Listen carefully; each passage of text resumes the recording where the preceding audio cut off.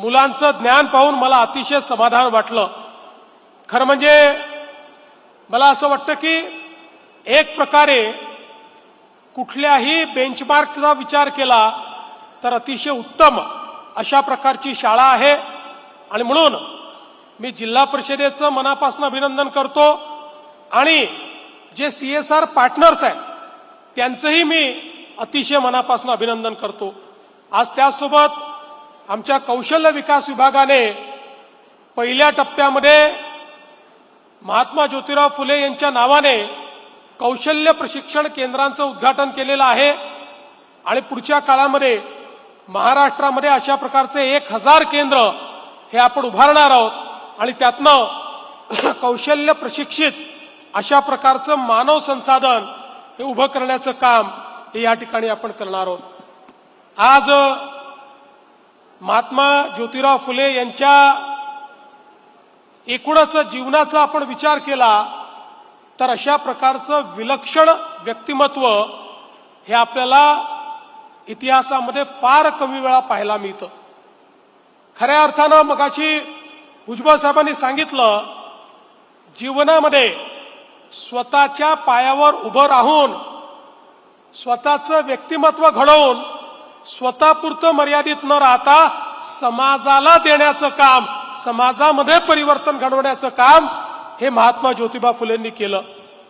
एक उत्कृष्ट शेतकरी म्हणून त्यांनी शेतीमध्ये नवीन पद्धती, शेतीमध्ये नवीन प्रजाती, विशेषतः फळबागांची शेती, ऊसाची शेती, 12ही महिने शेतकऱ्याला कशा पद्धतीनं त्या ठिकाणी उत्पन्न मिळेल याचं मॉडेल हे महात्मा ज्योतिराव फुलेंनी तयार केलं आणि शेतकऱ्यांनी बाजारपेठ कशी उभी केली पाहिजे याचंही उदाहरण हे आपल्याला महात्मा ज्योतिराव फुलेंनी त्या ठिकाणी दिलं आणि त्याचसोबत शेतकऱ्यांवर होणारे अन्याय हे दूर करण्याच्या दृष्टीनं, जागृती करण्याच्या दृष्टीनं त्यांनी वेगवेगळ्या पद्धतीनं शेतीशी संबंधित अडचणी, शेतकऱ्यांवर लादलेले अनेक कर या प्रत्येक गोष्टीचा विरोध करत आणि त्या संदर्भातल्या उपाययोजना देखील सुचवण्याचं काम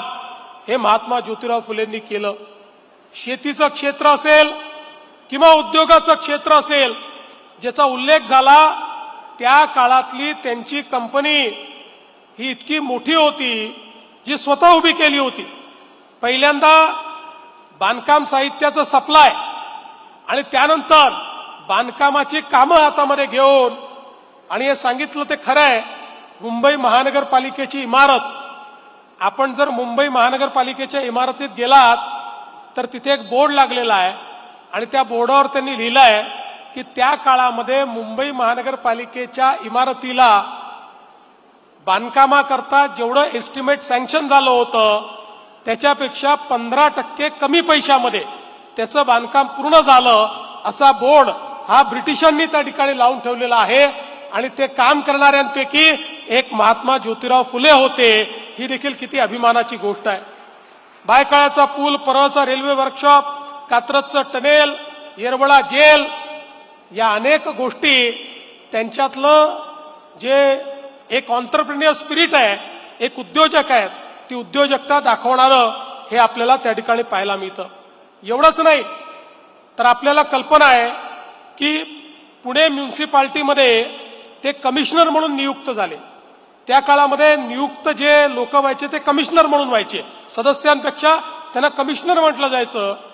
7 वर्ष पुण्याच्या नगरपालिकेचे कमिशनर म्हणून त्यांनी त्या ठिकाणी त्या नगरपालिकेत काम केलं।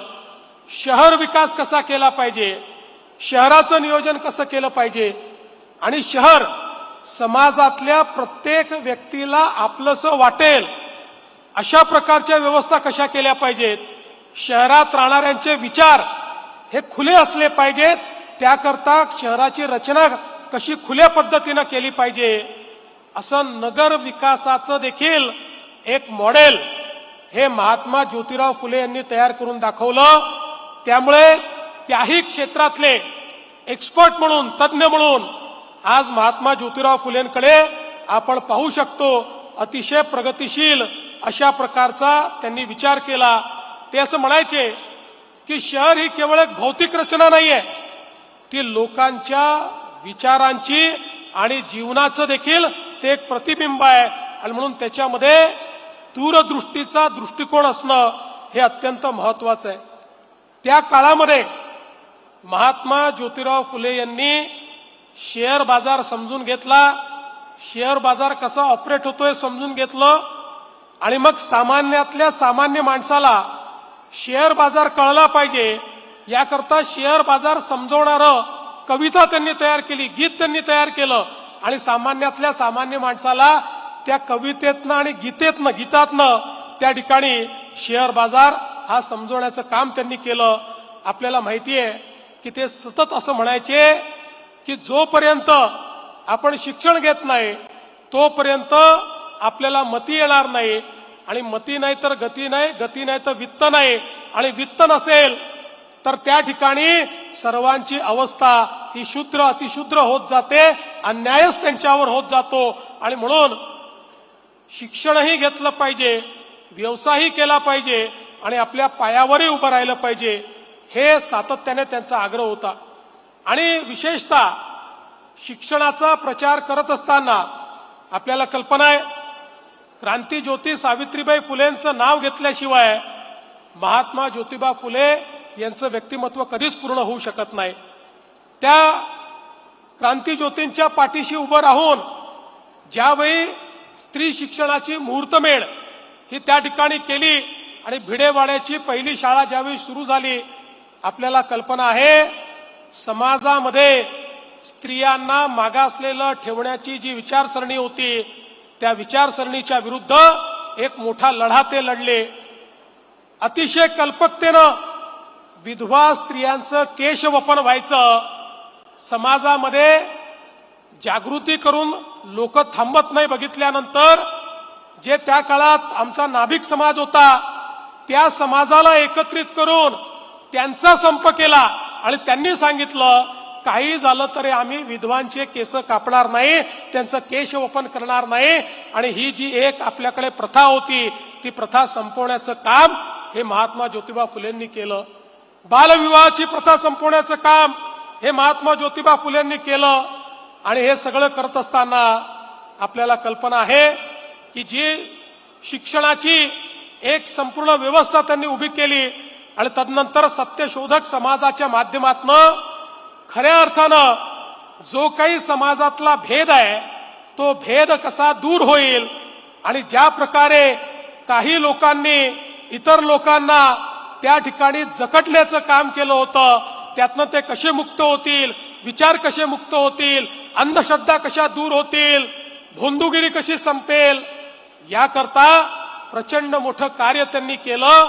आणि त्यातूनच खऱ्या अर्थानं सत्यशोधक समाजाच्या माध्यमातून पुरोगामी अशा प्रकारचा विचार करणारे अनेक लोक हे त्या काळामध्ये तयार झालेले आपण बघितले. त्याची मुहूर्तमेढ त्यांनी केली. विशेषतः महात्मा ज्योतिबा फुलेंनी या ठिकाणी मानवी हक्काची सनद ही 1848 मध्ये मांडली, आणि त्या सनदीच्या माध्यमातून